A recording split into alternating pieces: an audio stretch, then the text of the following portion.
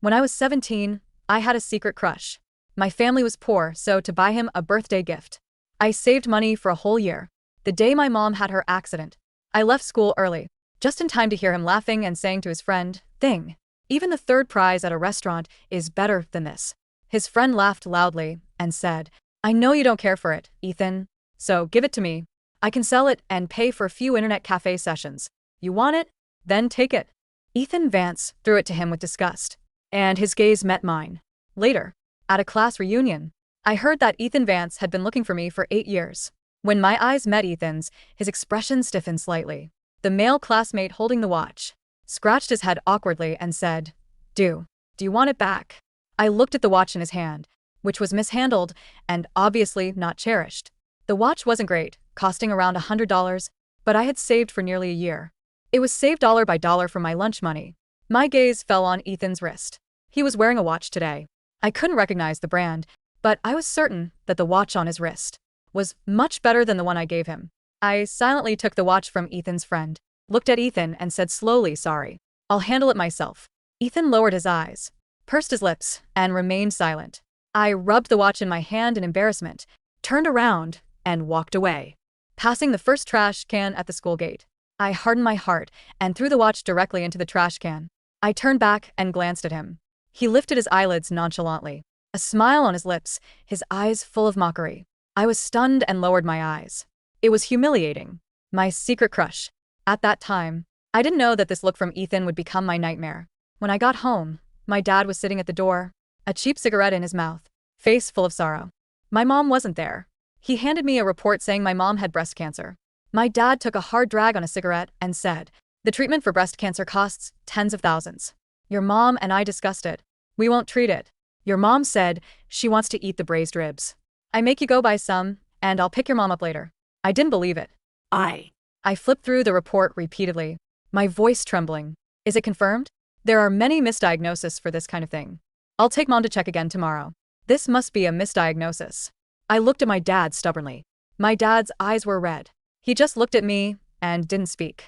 At that moment, my tears flowed down uncontrollably. Finally, I cried and said, "I won't go to school anymore. Let's treat mom's illness." My dad lowered his head. I knew my dad was no less sad than I was. My dad was disabled in his right leg. At that time, only my mom was willing to be with him, didn't despise him, and always encouraged him. Although our family was poor, my dad and mom were very loving. In middle school, classmates started to have their own beliefs. I asked my dad, "Dad, what's your belief?" My dad didn't understand what belief meant, so I explained it to him briefly. He scratched his head embarrassedly and said, "My belief is your mom." Later, I also had my belief. I wanted to grow up, make money, and take my dad and mom to see the world. Now my dad's belief has collapsed. So has mine. I held my dad's hand and said to myself, "I won't study anymore. I'll go to work. Let's go to the big city to treat mom's illness." My dad smoked and didn't speak. I had already decided.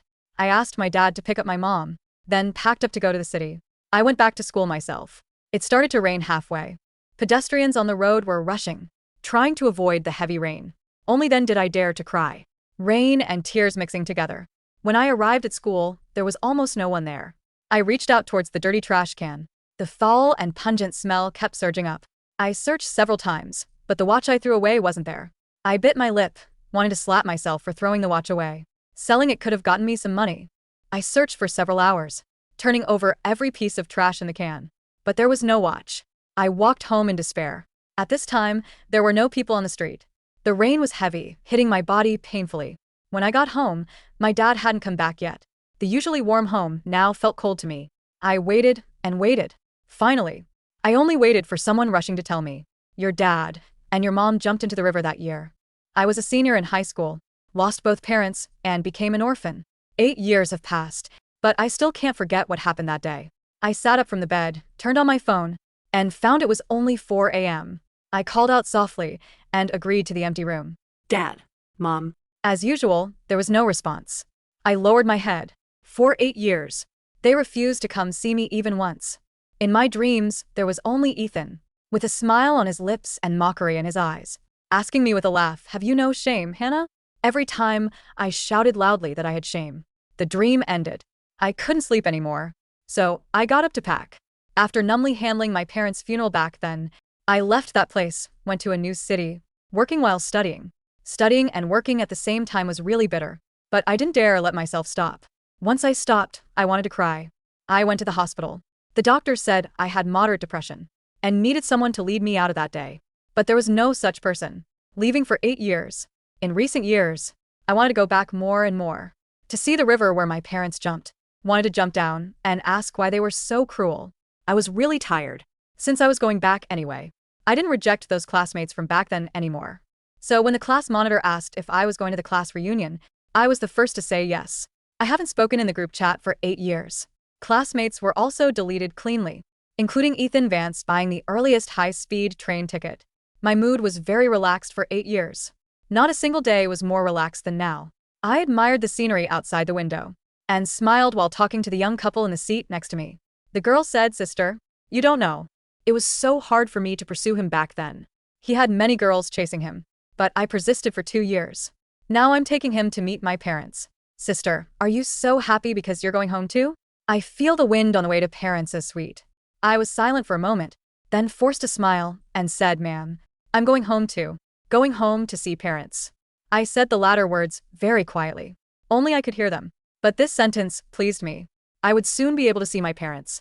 I hummed a song all the way.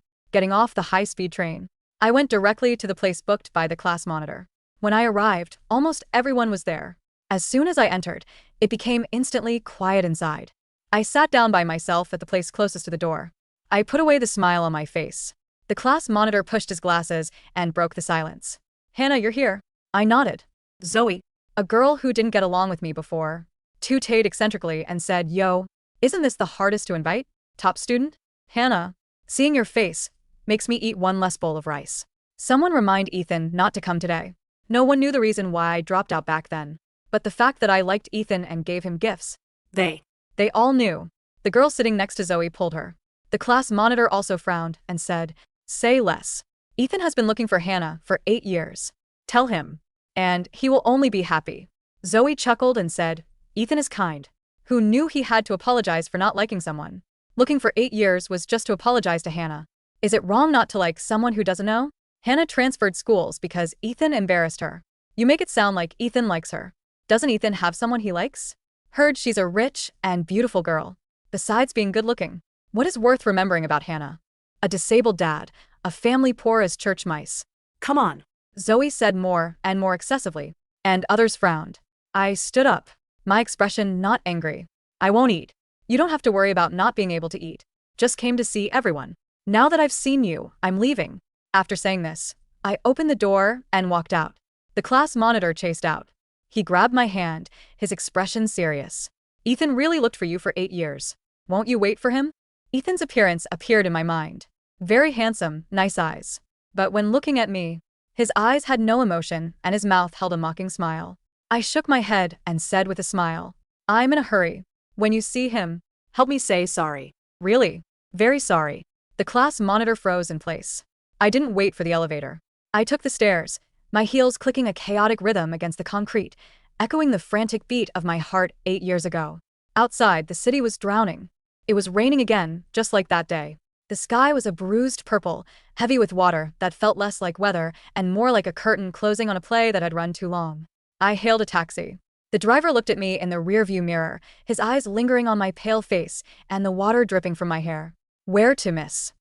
"The bridge," I said softly. "The one over the Yang River." He hesitated. "The weather is bad, miss. The river is rising. Maybe you want to go home?" "That is home," I whispered. He didn't hear me, or maybe he pretended not to. He drove in silence. I leaned my head against the cold glass. The message from the class monitor buzzed in my pocket, once, twice, then a flurry of vibrations. I turned the phone off. I closed my eyes and saw my father's red eyes. I saw the cheap cigarette trembling in his mouth. I saw the empty table where the braised ribs should have been. And I saw Ethan. Not the handsome man the monitor spoke of, but the boy with the cruel smile, the one who had taught me that my best efforts were nothing more than trash to be discarded. The taxi stopped. I paid with the last of my cash. I wouldn't need it where I was going and stepped out. The wind on the bridge was ferocious. It tore at my clothes, pushing me back, as if the world itself was trying to reject me one last time. Below, the river roared, a black, churning beast. This was where they did it. Together. Holding hands. I walked to the railing. The metal was freezing. I'm coming, I said to the wind. I'm sorry it took 8 years. It was harder to earn the ticket money than I thought. I gripped the railing. One lift of the body, a moment of falling, and then the silence I had craved since I was 17.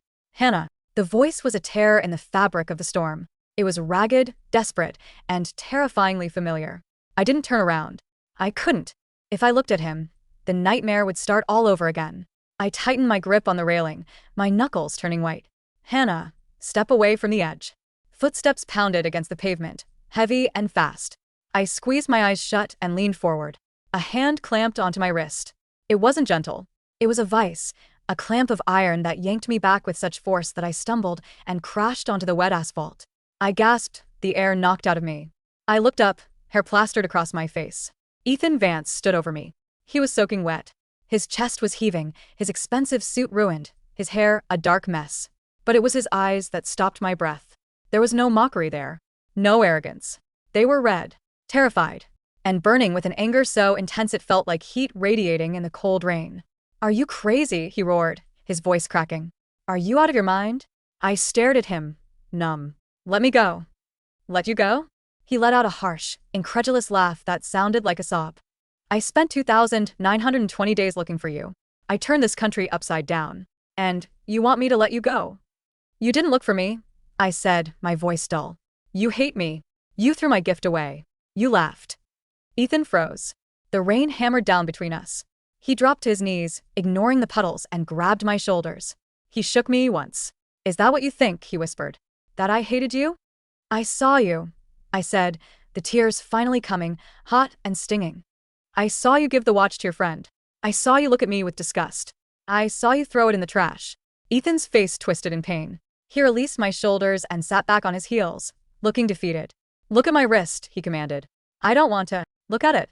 I flinched and looked. He rolled up his sodden sleeve.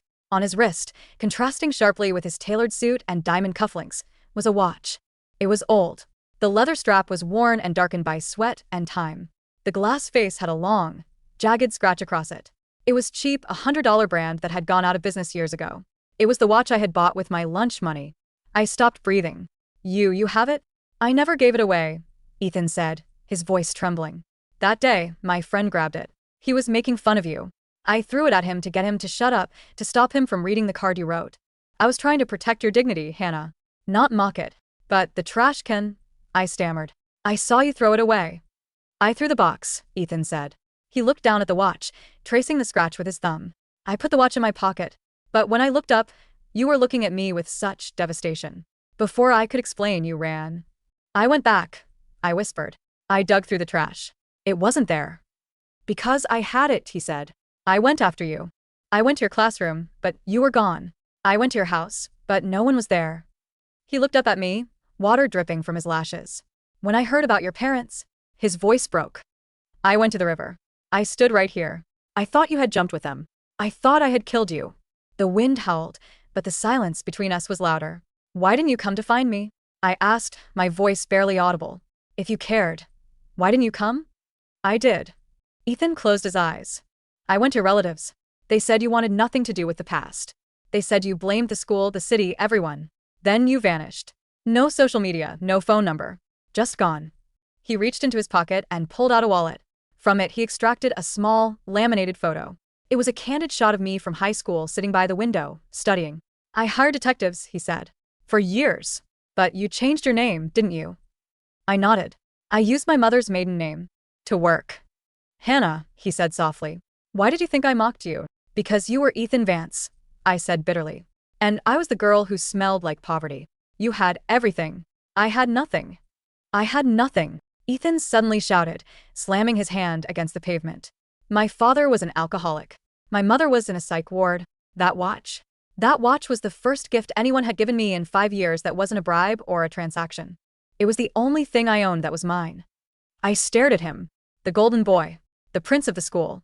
I wore it every day, he said, his voice dropping to a whisper. Even when the strap broke and I had to tape it. Even when I became CEO and people laughed at it. I wore it because I thought if I keep wearing it, maybe one day I'll run into her and she'll see it and she'll know. He reached out, his hand hovering near my face. I didn't stiffen at the reunion because I was annoyed, Hannah. I stiffened because I thought I was hallucinating. I thought I had finally cracked. The adrenaline that had driven me to the bridge was fading, replaced by a bone-deep cold. I started to shiver, my teeth chattering uncontrollably. I have nothing left, Ethan, I sobbed. My parents are gone. I have depression. I have no home. I just want to see them. Ethan moved. He didn't ask. He pulled me into his arms. He was warm, solid, and smelled of rain and cedar. You're not going to see them today, he said fiercely into my hair. I won't let you. You said you wanted to pay your parents back? You think killing yourself is paying them back? They died, so you could live. It hurts, I wailed, clutching his wet shirt. It hurts so much. I know, he said, rocking me as the rain poured down. I know. Give me the pain. Give it to me. I've been carrying yours for 8 years. I can carry it a little longer. He didn't take me to a hotel. He took me to his apartment, a penthouse overlooking the city lights that looked like scattered diamonds. I was in a daze. He directed me to the bathroom, handed me a fluffy towel and a large t-shirt. Shower, he said. Warm up. If you don't come out in 20 minutes, I'm breaking the door down. I stood under the hot water until my skin turned pink, watching the river water swirl down the drain. It felt like washing away a layer of death. When I came out, he was sitting on the sofa, still in his wet trousers, holding a hairdryer. Sit, he said. I sat. He dried my hair. His fingers were gentle, detangling the knots with a patience I didn't know he possessed. The rhythmic whir of the dryer lulled me into a strange trance. You're sick, he said, touching my forehead. You're burning up. I'm fine, I mumbled, though the room was spinning. You're not fine. You haven't been fine for a long time. He carried me to the guest bedroom. It was stark clean. He tucked me in. Ethan? I'm here. Why did you smile? I asked, the memory still nagging at me. That day at the gate. You looked at me and smiled mockingly. Ethan pulled a chair to the bedside. He looked weary, stripping away the CEO persona to reveal the boy beneath. I wasn't looking at you, Hannah. I was looking past you. My father had just pulled up in his car. He was drunk. He was screaming at me from the window. The smile. It was a defense mechanism. A way to tell him I don't care. I didn't even know you were there until you turned away. A tear slid down my temple into the pillow. A misunderstanding. A series of tragic timings. A catastrophe of silence. We wasted 8 years, I whispered. We have the next 80, he said. Sleep. I fell into a fever dream. I saw my parents. My dad was smoking his cheap cigarette, but he wasn't sad. He was pointing at something. I looked. It was Ethan sitting by my bed, holding my hand, his head bowed in exhaustion. My mom smiled, touched her own chest, and then pointed to mine. Live, she mouthed. I was sick for a week. Pneumonia, the doctor said, exacerbated by severe malnutrition and stress. Ethan didn't go to work. He moved his office to the living room.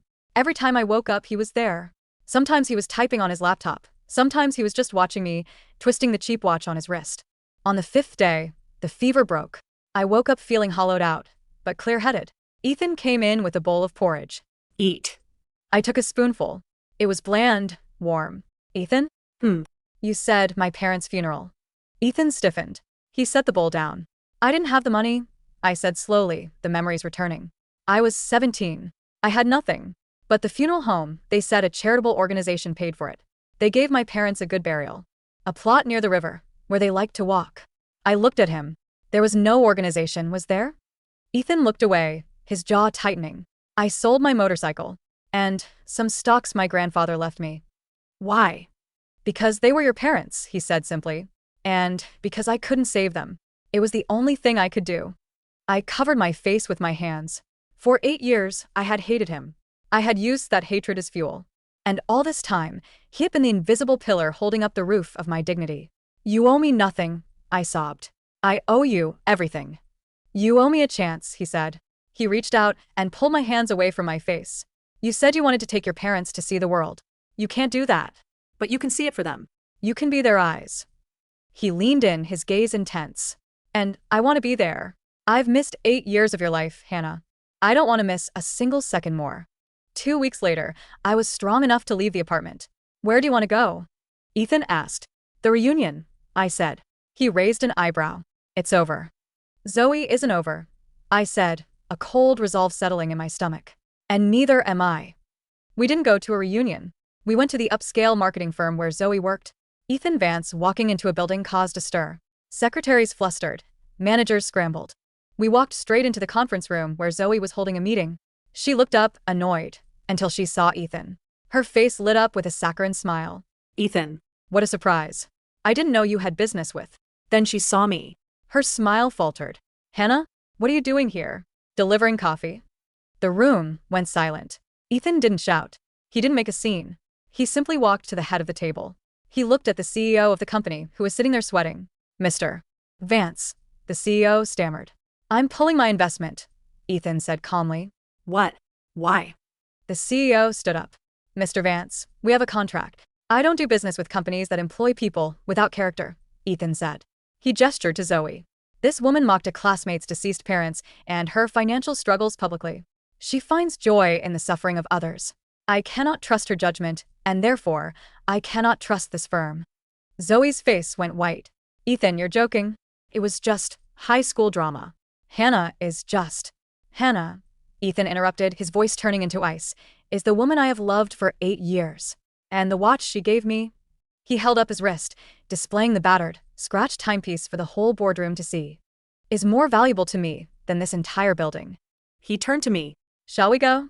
I looked at Zoe. She was trembling, her career crumbling before her eyes because of her own cruelty. I felt no satisfaction, only a sense of closure. She was small, meaningless. Let's go, I said. 3 months later, the cemetery was quiet. The grass was green, fed by the summer rains. I placed a bouquet of lilies on the tombstone. Here lie 2 people who loved each other until the end. Mom, Dad, I said softly. I'm sorry I'm late. The wind rustled the leaves. It felt like a caress. I'm not going to join you yet, I said. I have things to do. I have a debt to pay to a 17-year-old girl who forgot how to dream. Ethan stepped up beside me. He placed a bottle of rice, wine on the grave, my father's favorite. I promised them I'd take care of you, he said. You already have. I looked at the watch on his wrist. He still refused to take it off. He had even had a master watchmaker reinforce the internal mechanism, so it would never stop ticking. Ethan, I said. Yeah. I don't have money to buy you a new birthday gift this year. He smiled. It was the smile for my dreams, but without the mockery. It was full of warmth, relief, and a promise of forever. I don't need a gift, he said, taking my hand and intertwining his fingers with mine. I finally got the one I wanted back. We turned away from the graves and walked down the hill. The sun was setting, painting the sky in hues of orange and gold. It was no longer the gray, crushing sky of that rainy day. Where to? He asked. Everywhere, I said. Let's go see the world. The road ahead was long, and I knew the shadows of the past would sometimes try to catch up. But as I squeezed the hand of the man who had caught me when I fell, I knew I wouldn't be walking it alone. My belief hadn't collapsed. It had just been waiting for the rain to stop. And finally, the sun was out.